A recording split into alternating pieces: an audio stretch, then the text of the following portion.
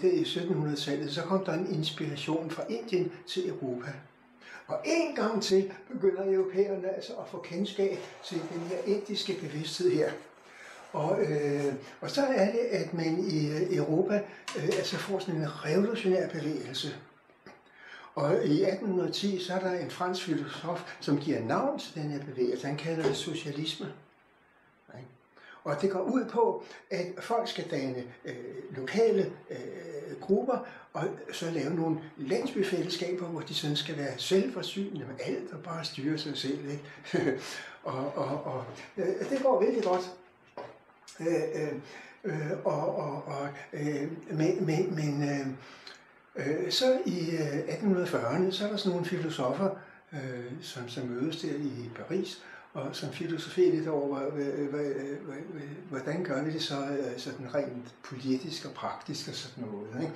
Og det karakteristiske her, det er jo, at vi så ser, at man i hvert tilfælde ikke skal hæve sig op over naturen. Så det er helt karakteristisk, både for de første socialistiske grupper, kommunistiske grupper, marxistiske grupper, anarkistiske grupper, det er, at vi skal genforene os med naturen. Altså den her spaltning her, det dropper vi. Og Karl Marx, han har så helt tydeligt, han er inspireret af en filosof, der hedder Hegel, men han har helt tydeligt altså 3 høje ladninger i sin bevidsthed, og det bliver så via nervetrådene projiceret op i hjernen. Så heroppe i hjernen, der har man sådan 3 bevidsthedspoler, ikke?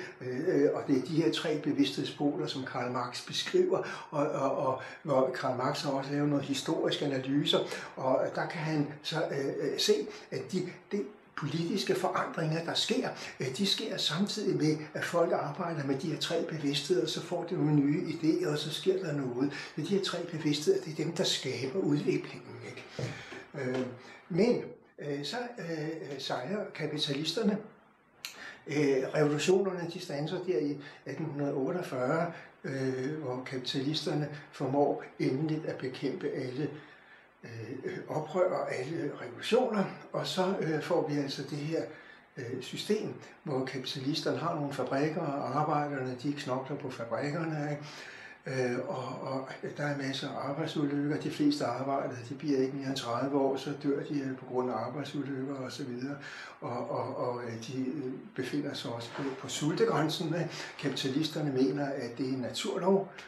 Altså arbejderne skal altid være på sultegrænsen. Hvis man giver dem en lønforhøjelse, så er det eneste, der sker, det er, at de sætter flere børn i verden, og det koster jo flere penge, og så vil de så komme ned på sultegrænsen igen. Så det er en naturlov, at arbejderne altid vil befinde sig på sultegrænsen. Det kan man ikke gøre noget ved.